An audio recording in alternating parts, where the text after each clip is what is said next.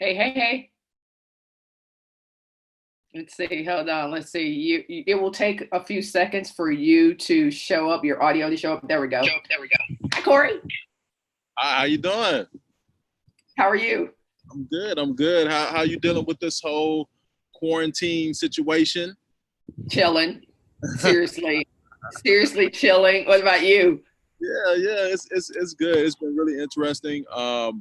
Just to kind of see how I guess the traditional world has stopped, but also at the same time like how everything is still moving. Yeah.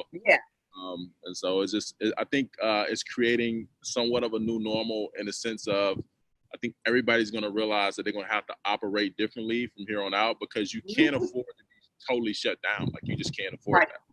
Right. Absolutely. So, where are you in the world? Where are you I geographically? I am in Columbia, South Carolina. Okay. Yep. I'm Yep. home of the South Carolina of the coach of the year and about four polls, and Yeah. that's great. She does an amazing job. We're fortunate to have a coach like her. Um, Totally. I'm literally on campus now. It's a ghost town, but I'm on campus now. So, but yeah. What Cool. about yourself? Where were you? Dallas. Ah, okay. Yeah. Dallas is home for me. So yeah, checking in on dad, and my dad's trying to have a barbecue yesterday. Like, Dad, no, you can't invite people over. That's the whole point. Yeah, like that is absolutely not the thing to do. He's like, come on, I got all this food. I need to invite some. I said, no, you're not inviting people over. It's not the season for that. But other than that, things are great. Cool. Let's hop in. I'm very, I figured some folks would have some time to talk. Sometimes I get I'm so busy. I'm like, you got time. Oh Like, yeah. I guarantee you probably got time. So I'll tell you a little bit about athletes who mean business. It's really about helping athletes to transition, as I said in our quick exchange, from wherever they are to wherever they want to go and ultimately end up. And one of the things, and we'll talk a little bit about this, is that we find out that athletes typically are like ill prepared, ill equipped for whatever that next step is. You can't ever tell high school students what it's going to be like in college. College students think they know, I'm ready for the pros. You're not quite ready for the pros. So we're going to talk about readiness, and then we're going to talk a little bit about your journey and, and how to do it and how to do it with as few hiccups as possible. All right. All right. So let's jump in. Tell us a little bit, kind of introduction to who you are, how you got started on your athletic career and professional career. Yeah. From a small town in South Carolina, was a basketball player my entire life. Thought I was going to play in the NBA and experience that beautiful journey. Went to a small high school, 1A high school. Wasn't a great student, struggled a lot academically, didn't get recruited coming out of high school. So it was one of those things where I felt like life has kind of like dealt me a bad hand. I didn't get recruited, all that good stuff. Ended up working at Walmart. They paid me about $7 an hour. Did that for like a year, and I realized I was like, I have too much talent, too much ability. I don't know what to do, but I'm going to do something. And so I ended up finding a college in Texas, Ranger College, junior college, out near Abilene. Yeah. Yeah. So ended up showing up.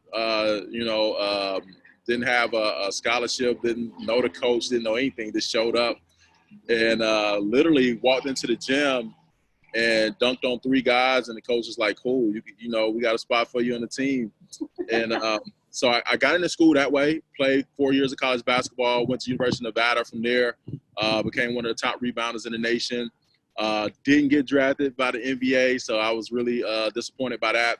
Got offers to go to Europe. Didn't really want to play in Europe, so I came back to Nevada to finish my degree.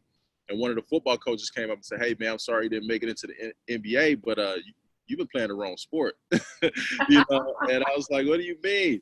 And he was like, "Man, you should come play football." So I played football that semester. Didn't do anything significant. Really didn't even play that much.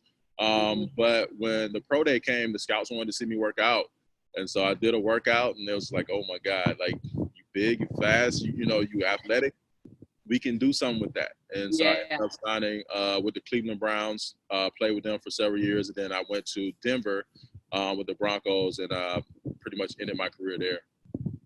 Wow, you're an anomaly. You know, I know that this has happened to other people, but seriously, you thought you were a baller, and you probably were, you know, serious like basketballer, and then you get the opportunity to really just to showcase your talents. But Corey, the interesting thing about your story is kind of the beginning of your story for me is like you weren't positioned to succeed, and a lot of people think you got to be positioned to succeed to actually do well in life. So let's reverse a little bit and talk about you working at, you say, where were you working? Walmart. Not Walmart. Walmart. Yeah, it was Walmart. Yeah. What made you go work at Walmart instead of going to be a drug salesman, a drug executive, you know? Yeah. So that was on the table, but I didn't have the stomach for it, to be honest with you. I was just like, you know what? You know, I like pretty girls. I like to have fun, but I don't want to be somewhere in a cage with a lot of guys. That's not the move for me. So it wasn't a huge appeal. The appeal for me was more of like just kind of figuring myself out. I felt like, you know, I wasn't a great student, but I didn't feel like I wasn't a smart person. Yeah. I just felt like, you know, the environment just wasn't the pace for me. And so, and funny thing is, I didn't learn, like, figured out how I actually learned until I was out of college, by the way. And so, you know, I struggled all the way through college just because the way I learned was just different. And I didn't have anybody to help me understand that. And so I had figured that out as an adult versus like when most people do when they're in school. But yeah, so Walmart was a big eye opener for me because what happened was it put me in a position to see people that were, you know, twice my age at the time. And they were barely making more money than me, and they wasn't happy with their lives, and they were, you know, doing things that they didn't feel really fulfilled them. And so that year at Walmart was like the biggest move for me because it allowed me to see where I didn't want to be. And it also allowed me to see that I actually had the power to change my situation, you know? And so that's what pushed me forward to say, like, let's hop on this bus and go find out, you know? I had no idea what was going to happen, but I wanted to go find out. How did you get to Texas, though? That's my home state. What, did you do some research on Ranger College in Texas? It's funny. I had a friend who knew about the college because he played football at the time, and he had told me about it like a year prior to that.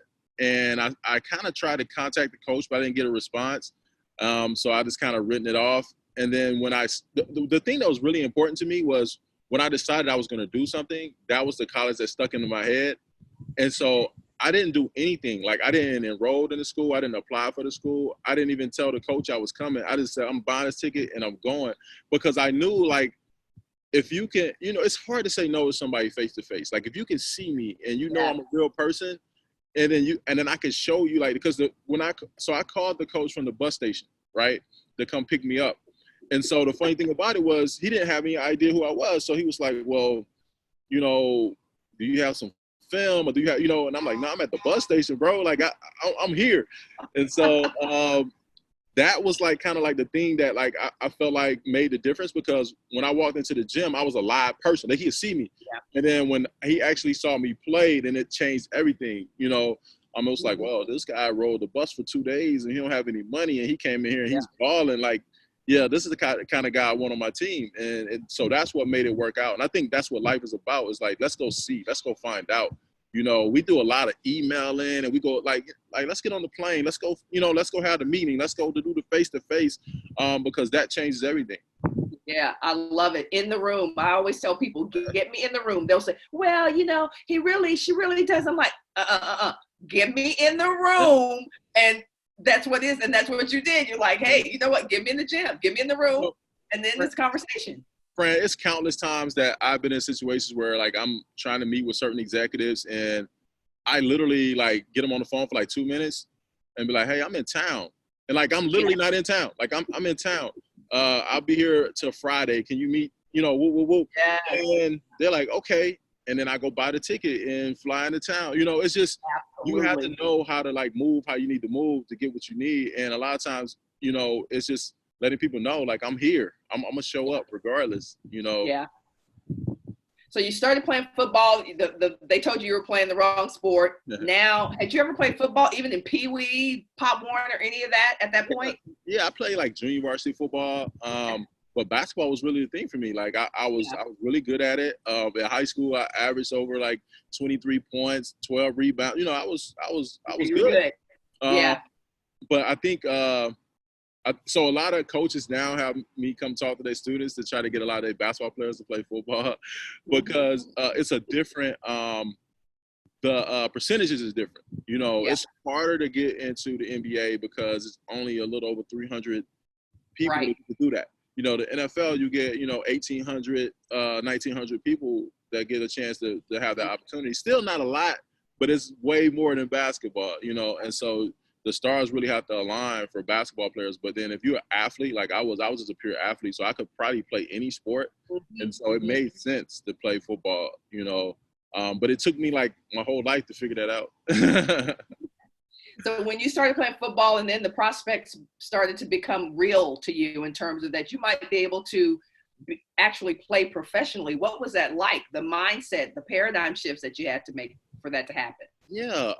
So it was kind of like the equivalent of, so the last time I really played, so I played 12 plays in college, which is Division I football.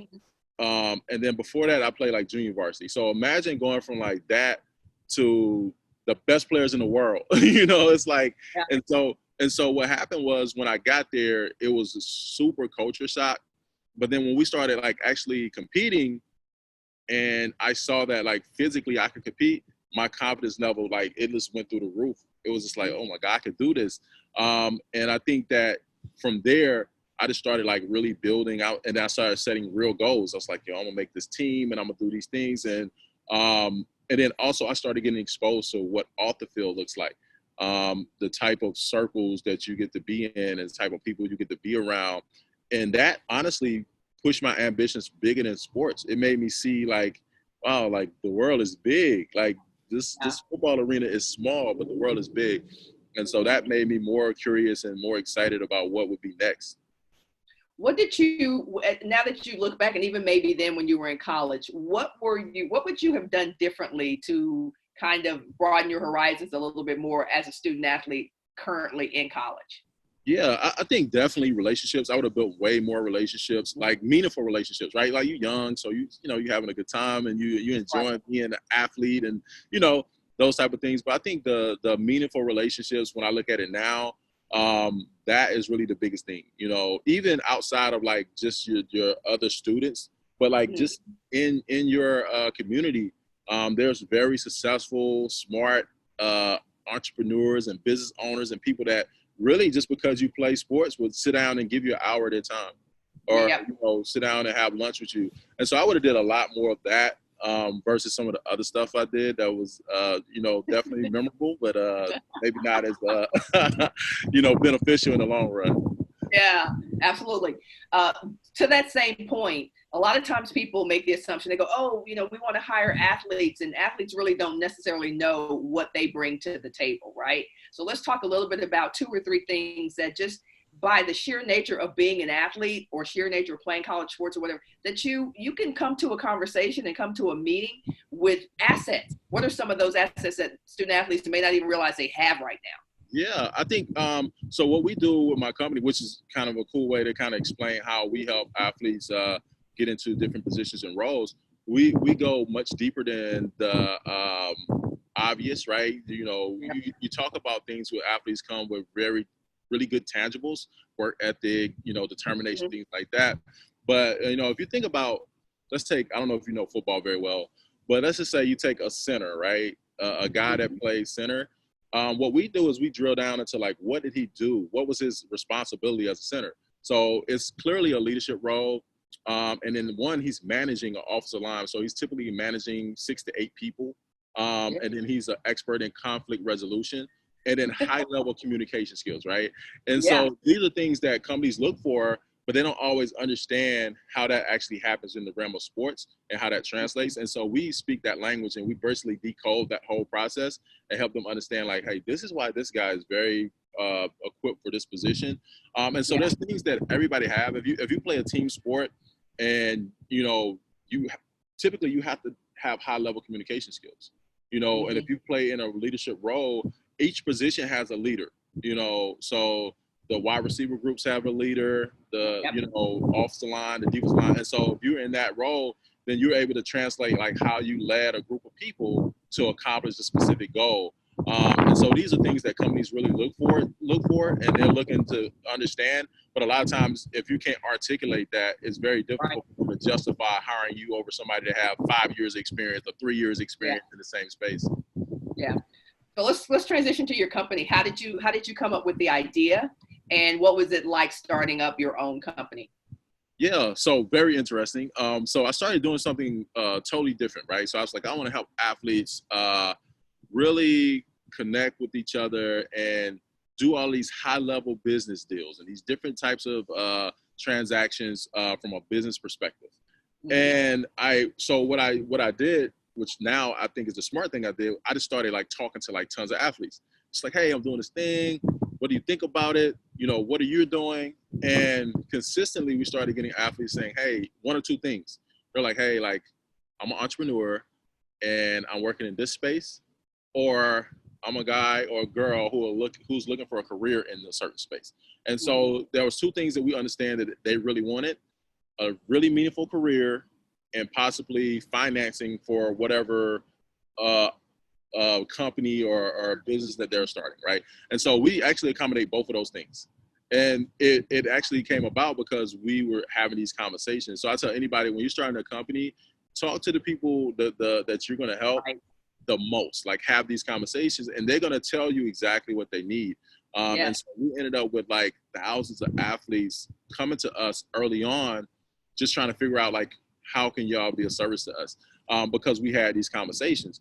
And so, but initially I was thinking on a whole nother level, and the conversations brought me back to this is what people are asking for, and this is how we help them do it. What a great point, because I can't tell you, and you'll probably attest to this, how many people come to me and they go, I got this great idea. This is an amazing idea. And then it's going to do this, and this, and it's going to do this. And then I go, well, have you talked to the people that you're serving? Have you asked them anything about it? No. I'll talk to them later. I'm going to tell them I'm like, what? Yeah. You're going to tell them that they need this great business that you're going to start, that you started without any input from them? Is that how it works? It's funny because most people do that because they're in love with their idea. And so me, I tell people, don't be in love with your idea. Just be in love with the impact that you're trying to make on a certain subgroup of people or individuals. Because for me, if I was in love with my idea, I would have never listened. Anyway, even if I would have talked to all of them, I wouldn't have listened to what they were saying. But because I was open to change the vehicle that I used to help them, then it was okay, because I listened. I was like, okay, let me understand exactly what it is you're looking for, because we all know that athletes transitioning and going to different careers and industries is a tough thing, but everybody wants something, and they're there to tell you what they want. And so we try to like make sure that we're listening a lot, and then also we're patient. A lot of athletes come to us, like the new athletes. A lot of times they want to do 30 things, you know. It's like, you know, I want to start my own business. I'm running this nonprofit. I want to do modeling. I want to act. I want to, you know, and so we're very patient, and we're saying, okay, well, here's what we do. And if you find one of these things interesting, then we'll help you do that. But we don't pressure them, because it's a process. I had to go through the process too. I had to figure out, like, I can't do all these things. Like, what is the one thing I really want to do the most? And then go from there. But everybody's not in the same space. And so a lot of times with athletes, we're so ambitious that we think that we can do 1,000,001 things out the gate with no experience, no help, no background, anything. I mean, and like I said, it's just a part of the process. And so we try to like meet them there and help them understand that they're way through it. But we are patient with that, you know. Yeah. What about the a couple of challenges that you had when so you had an idea, you talked to your target audience, and then you figured out what business you were going to start. What were some of the biggest challenges you had getting the business off the ground, whether they're internally with you or physically in the space that you were working at? Yeah, I think like the biggest challenges are especially when it comes to generating revenue and working with other companies. When you're like business to business, like we are, things don't move very fast. Yeah. So like a sales cycle may take, a lot longer than you like. And so really, like, that's a big challenge. Like, how do you make sure that you have enough volume coming through to make sure that you're covering yourself as you go through these different cycles with different companies, because everybody's process is different. And then also having like just the patience to go through it, because I done been passed along through an organization like to like 5 different people before, right? And so this person says, oh yeah, this is great. Talk to Fran. Oh, this is great. Talk to Bob. You know what I mean? And then you go through that process. And so as an entrepreneur, it's not just my business. It's a lot of businesses. Like, you have to be patient to go through the process of doing everything that you need to do. So that now I know exactly who I need to go to in most cases. But at first I didn't know, right? So I'm going to this person, we're going to HR, we're going through these different things. And it's like, oh, this is the person that we need to talk to in these companies. And then a different type of industry is totally different, right? And so we learn those things on the way. And so I think the biggest challenge is making sure that you're paying attention and you're learning and you're being patient, because patience is hard for entrepreneurs, because we see the light and we want it right now. Like, we want that thing right now, and it doesn't work that way. Yeah. Let's talk about character, because a lot of times what I'm seeing is athletes often try to take who they were as a player, all the good stuff, but then they also bring some of the bad stuff that they were as a player. Talk to people like they're crazy, lack of integrity in some areas, those kinds of things. Let's talk about how critical that is, cleaning that stuff up is to transitioning to an entrepreneur, a CEO, or even just a professional when you're working for somebody else. Yeah, I think it's all about evolution, right? You have to evolve. I think that also it's important to understand that, work environments as an athlete, being in a locker room is very different in a lot of ways than being in a company's culture as well. So some things that are acceptable are just not going to be acceptable in those environments. And so, but I think for example, because they need to hear the 4 examples. Yeah, like, really? Like what? Yeah, for example, I mean, we'll get the boxing in the locker room.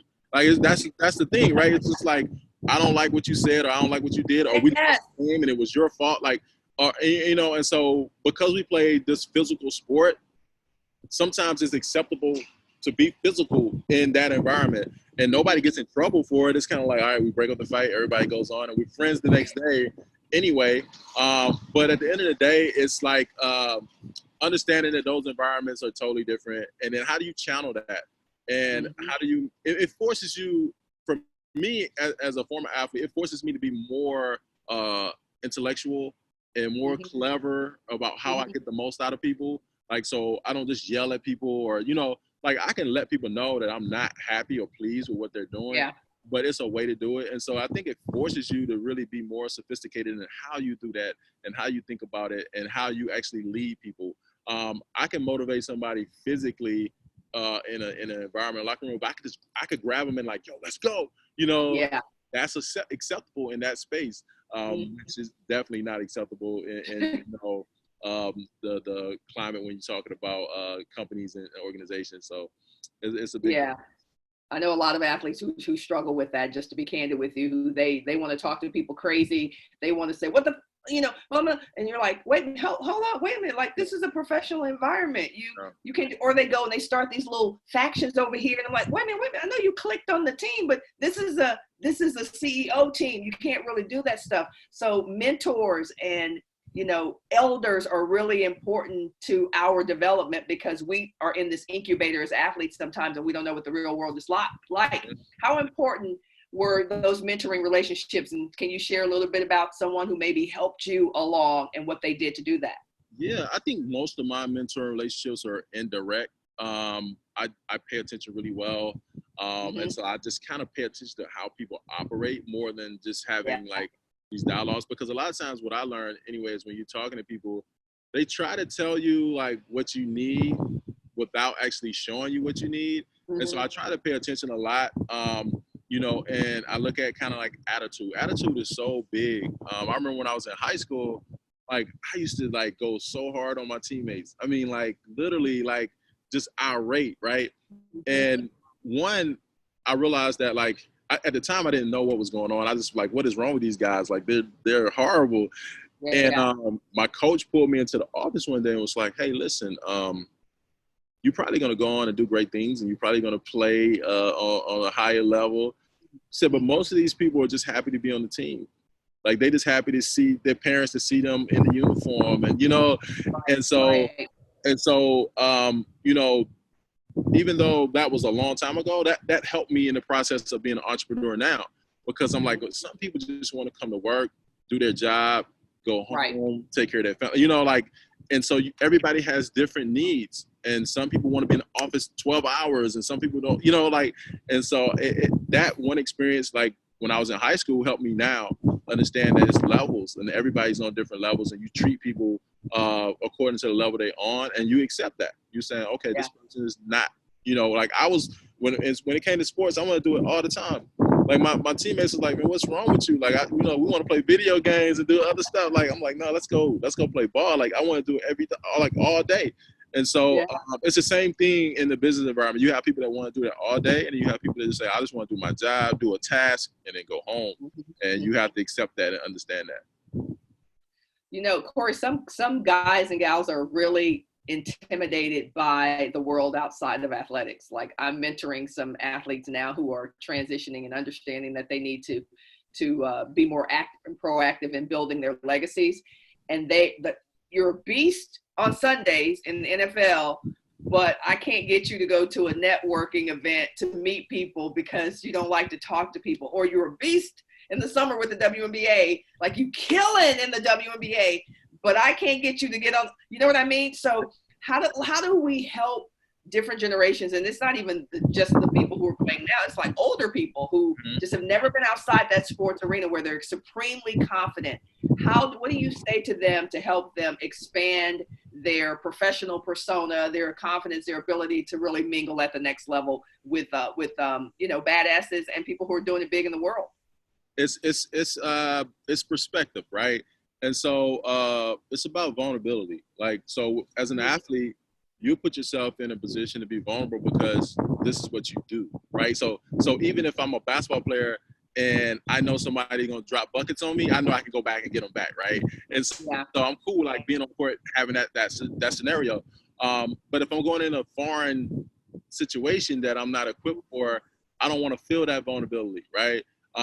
But it's about expectations. And so I tell people, you think about it, like imagine if I was running down the football field on Sunday and I'm running full speed down the field. I'm excited, I'm happy, but I had no idea they're hitting people out there, right? So I'm just running down the field, happy-go-lucky, right? And so somebody hit me from the blind side, knocked my helmet off, I fall to the ground, dirt all in my face, I'm laying there. Like, when I get up, I'm probably never going to want to do that again, right? Yeah. And so, like, it's the same thing in, like, everything we do. Like, we have to know, like, you're going to get hit. Because when you see people get hit on Sunday, what do? They get up. They go to the huddle, get the dirt out their helmet, and they go back to the next play, right? And so if you're not willing to put yourself in positions to get hit, you're not going to be successful in this space. And you want to be vulnerable, right? Like, I know what I know, and I'm cool with what I don't know, because nobody's really expecting you to know it all.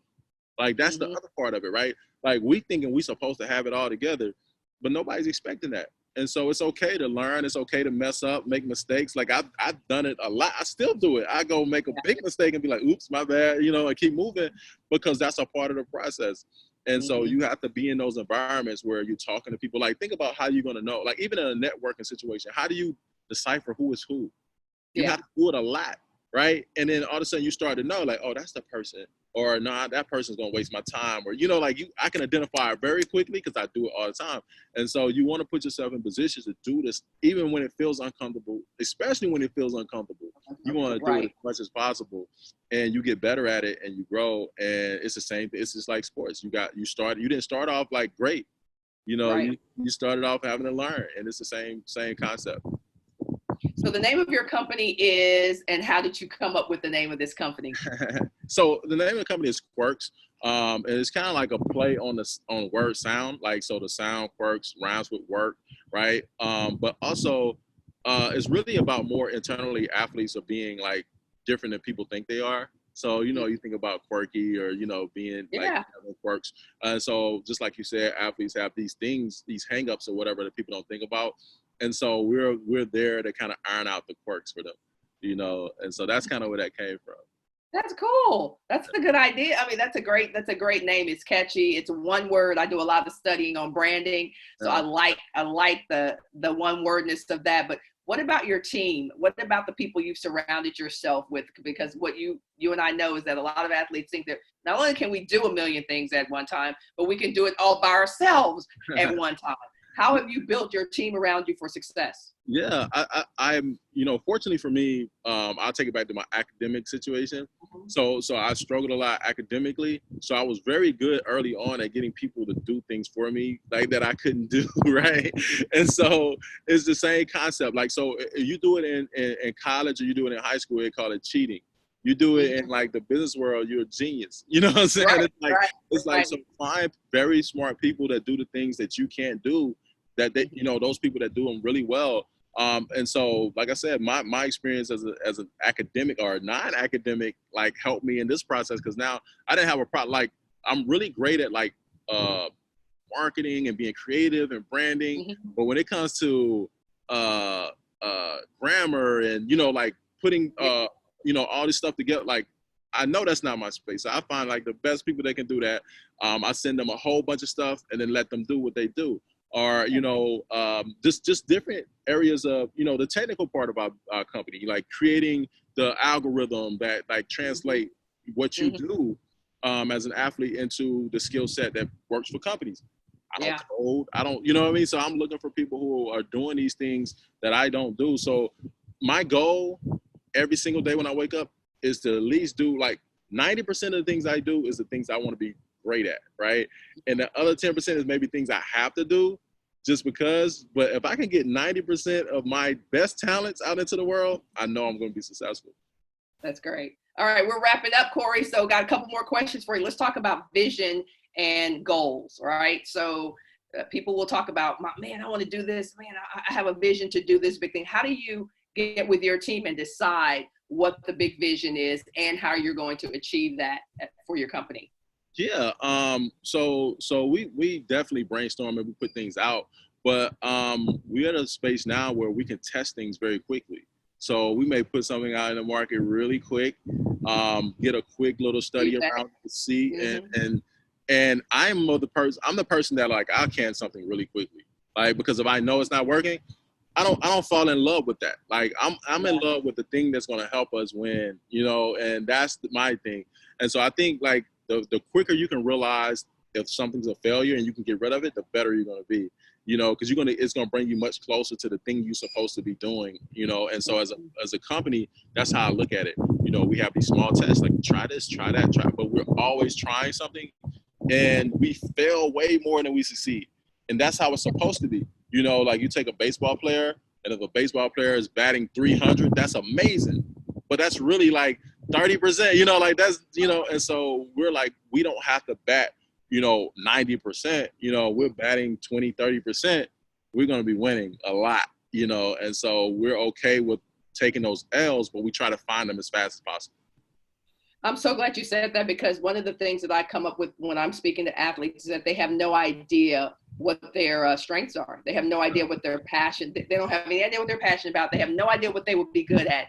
How do you help someone figure out, and there can be multiple, but how do you help someone even get started on the path to figuring out what they might be able to do outside of sports?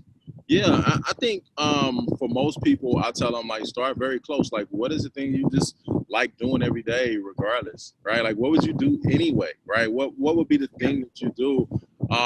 And a lot of times that helps you find the industry, but not necessarily the actual role, right? But once you find the industry, now you can start exploring different roles, right? And so if you take somebody who is like super fashionable and they want to be in the, so you say, okay, well, yeah, the fashion space maybe is your space. Now let's find out what role, let's identify that, right? So we know that you love being in the fashionable space. So it doesn't mean that you need to be a model. It doesn't mean that you need to create a line or brand, but it does mean that you need to start exploring different roles and different positions inside of that industry to find out what it is that really is your niche. Because some people may just be talking about fashion as they think. Right. Maybe you should be a commentator. Maybe you should actually there are a lot of different areas within an industry where you can take your talents. For sure. What's been one of the best pieces of advice that you've gotten in the last 5 years about life or your business? Best piece of advice. I think and I said this earlier, but I mean, it's very simple and easy for people to say, but it's one word, it's patience. I mean, at the end of the day, like, if you can be patient, you're going to be okay. I remember even when I was like playing in the NFL, like my first year, I was on the practice squad and I was just like, man, I want to play, and it was things that I had to do that I didn't necessarily want to do, but I had to be patient enough for the next year, I made the team and I was on the active roster, and so you have to really be patient in your journey and figuring out what it is you want to do. And also, like, it's okay to like do a lot of different things. Like, people try to like hold you to something. Oh, you said 3 months ago that you were going to be a real estate investor, and but it's like, 3 months ago I thought that was the thing, but I realized it's not, and now I'm on to the next thing. And a lot of times people paint that as a bad thing, but I think it's excellent, like beautiful, because the quicker you identify that this is not what you're supposed to do, the better you go on. It's so many people that's been doing stuff for like the last 20, 30 years that they hate doing. And I think that's just the worst, like, that's the worst life to live. It's like, find out if you want to do it or not and move on, and it's okay. Like, it don't matter if it's 10 different things. You want to find out, and a lot of times, like I said, people make that like a negative, like, oh, you just doing all these different things. It's like, no, I got to explore. And if you can't explore, you're not going to really know what it is you're really supposed to be doing. Absolutely. It's like Edison said, I didn't fail. I just found out like 1,000 ways to not make a light bulb. Like, that's what I learned along the way. And that's last question for you, Corey, is what's next for Qwerkz, and how can people connect with you? Yeah, we're constantly growing. It's kind of cool because we're working with like multi-billion-dollar companies, global companies, and we have fun because we're dealing with anywhere from NFL players to soccer players in Germany and Australia and things like that. And so for us, man, it's just about growth. This is about helping really good people and working with really good companies. And, from there, we're going to continue to trend and go in the directions of helping more athletes. Right now, we're not, we don't have a process for the collegiate athletes, but I think that would be our next progression, is to build out a process for collegiate athletes, because it's a huge pool of athletes that are coming out. We get contacted all the time, and we try to help them kind of indirectly as much as possible to point them to different things, but we're going to end up creating a process for them as well to make it so much easier for them to find the things they're looking for. And then other than that, you guys can find me at qwerkz.com, which is QWERKZ.com. And you'll see exactly what it is that we do. And then also there's a form there for the athletes to fill out and companies to fill out to help us understand how we can help them. Fantastic. Thank you, Corey. I appreciate it very much. I know this has been extremely helpful for folks who are listening, no matter what level they are at. And I will encourage you to connect with Corey on LinkedIn for sure. Thank you so much, Corey. Have a great week.